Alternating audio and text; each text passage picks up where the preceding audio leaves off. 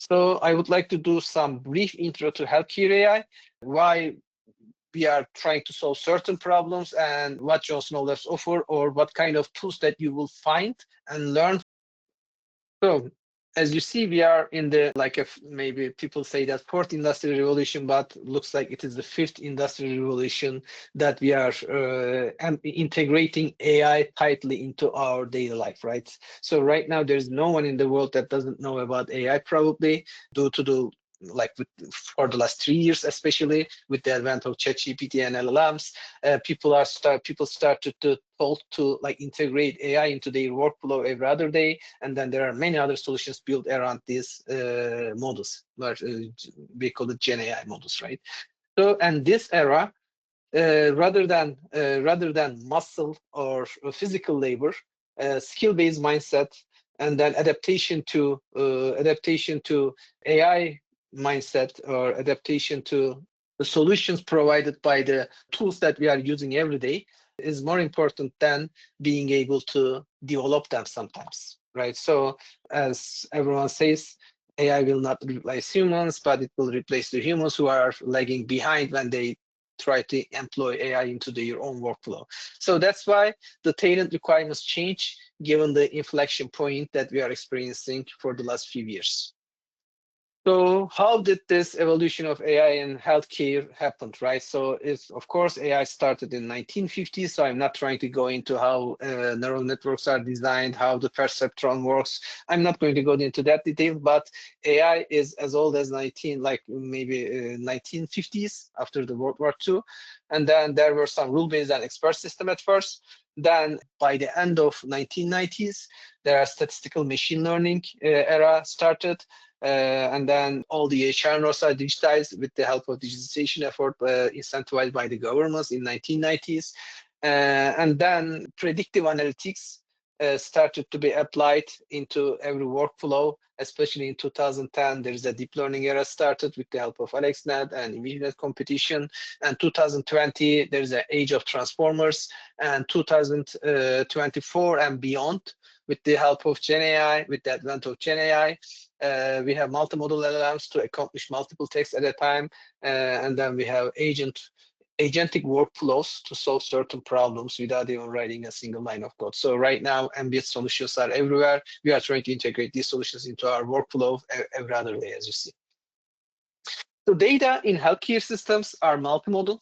Their nature is multimodal, because when you try to solve a problem, you don't just rely on one text data, right? So you have an EHR data. If you have if you are working with a healthcare, like if you are the data provider, data owner, you probably are using EHR data. And then, or if you are a healthcare analytics company, you are probably dealing with the data that is already exported from EHR.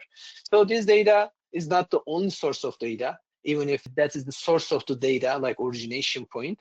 But there are many other data exchanged and created down the road, right? So there are some clinical trial going on. So there are some new data generated based on different post-processing, right? You extract the data, create a cohort, you extract different ontologies, let's say cancer trial, you extract some cancer staging information. Now you have a new data source.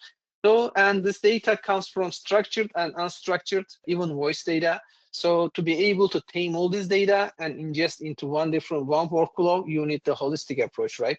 So that's why multimodality in healthcare is quite important, because as a physician is when he's making a diagnosis, right? He's not just looking at one single node or one single visit. He or she is checking the entire timeline of a patient, especially the history of the patient, by checking all the other evidences. And if we just rely on one modality, if we try to automate this process, right, we are missing the main point here, and then we are losing all the other opportunities that AI can provide. That's why right now, every healthcare institution try to integrate some multimodal solutions into their workflow. Before Gen AI era, as you know, we were trying to stitch everything together, which is still can be done if you want white box solutions, which we are also providing here. But nowadays, with the help of multimodal LLMs that can ingest text data, image data, voice data, etc., that you don't need to jump from one model to another, or most of the time you don't even need to train a model with your own data. But if you have a, most of the time that's the use case, by the way, if you have a resource limitation on your infra, if you don't have enough computation power or enough technical expertise, you may not need to tame this kind of 70 billion size, 300 billion size of models. If you want on-prem solution, you need to find a way to deploy this solution. That's why there is a small language models concept that we fine tune. We have out-of-the-box pre-trained small language models over there, by the way, that we fine tune for certain medical tasks. I'm going to share some benchmarks as well. So you don't need to boil the ocean. If you have a specific problem, you can just distill one of the large model into a small one and then deploy into your own solution.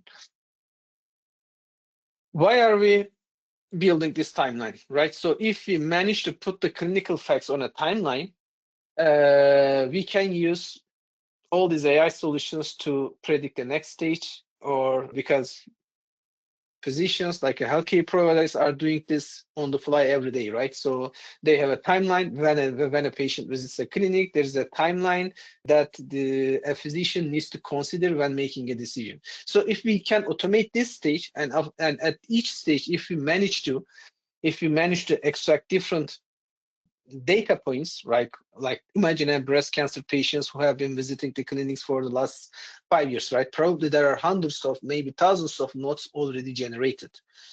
So if you are trying to extract certain staging information, you need to see all entire timeline, and then by extracting these information, you need to stick to certain guidelines like AJCC, SEER guidelines, cancer staging manuals, etc.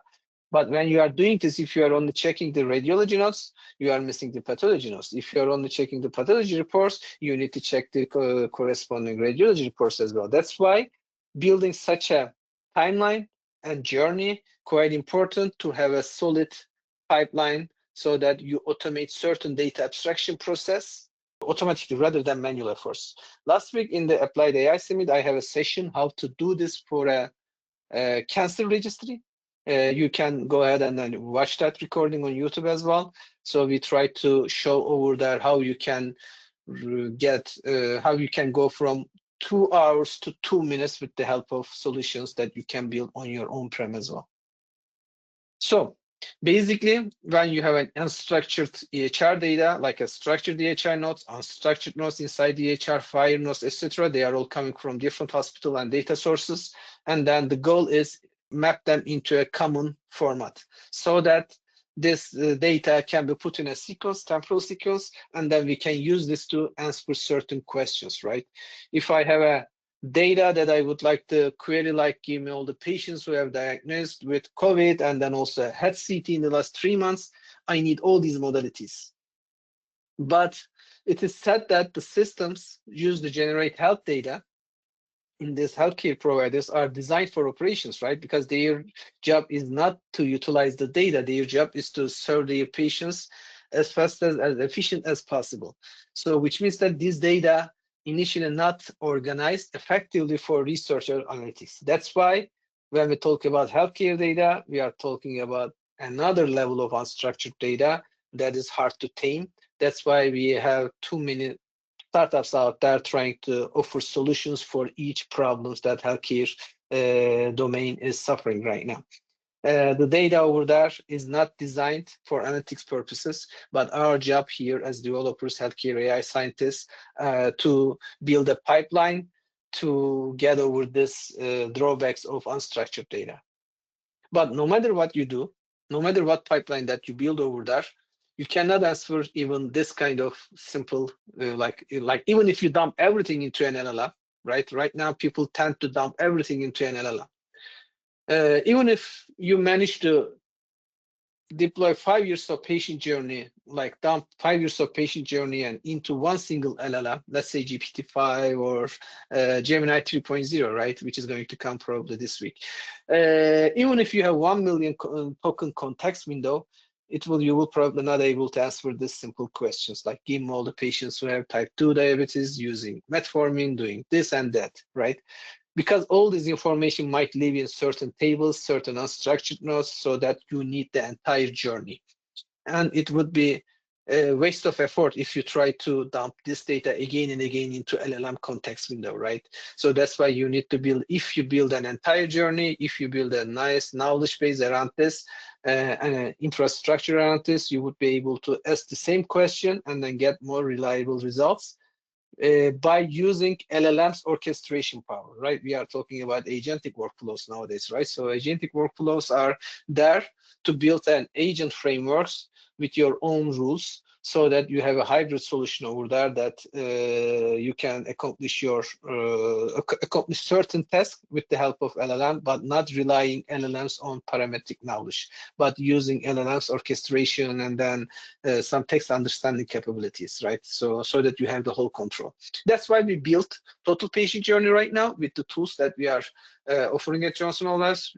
As I said, Johnson Controls is not just providing the libraries or models. We have our own solutions as well, like Gen AI Lab, total patient journey, chatbot.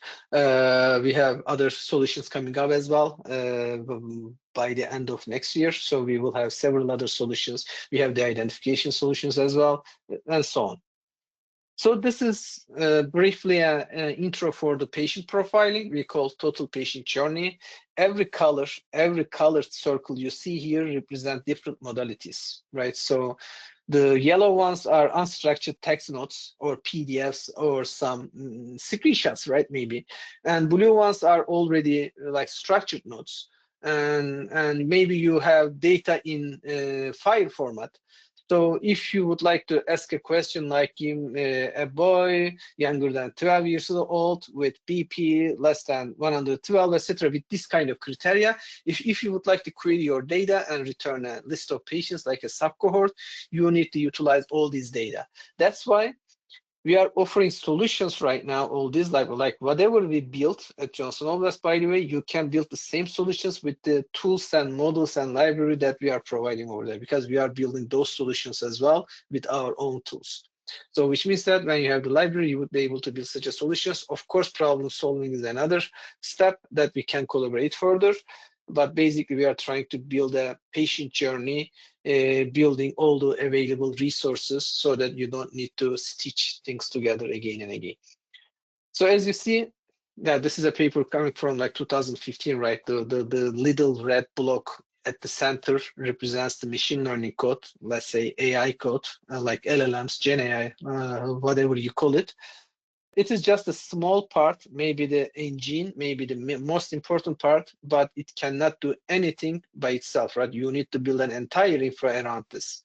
So only a small fraction of AI system solutions is the model itself. That's what I'm trying to say here. Because when you use ChatGPT, for instance, it is a system as well. It is not just one model, because there is a GPT-5 or GPT-4 model behind that, and they build an entire solution and call it ChatGPT. So when you talk to any AI, unless you deploy it locally, the model itself, model checkpoint itself, you are talking to a system, not the model itself. And then they provide some API endpoints. We have these solutions as well, by the way. But when you build a solution to solve certain problems with the help of Gen AI tools or models or machine learning models, you need such a complex systems. For example, this is one example from Google Cloud. So the bottom right corner, you see a foundation model, but to be able to, let's say you would like to build some UI to upload your own documents and talk to this document.